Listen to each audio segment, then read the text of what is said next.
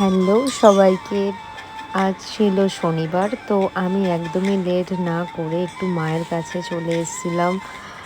মনটা একটু খারাপ লাগছিল, যাই হোক। তো সেই জন্য একটু পুজো দিতে এসেছিলাম কালীঘাটে। তো এখন এটা দেখো, আমরা কিন্তু পুজোর জন্য লাইনে দাঁড়িয়ে আছি।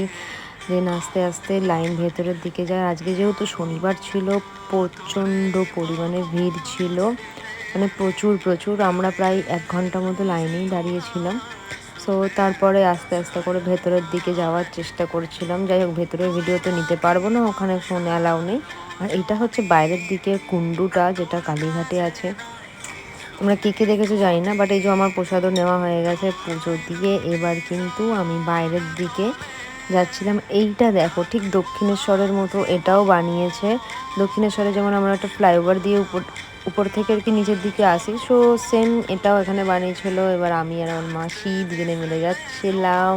বাই।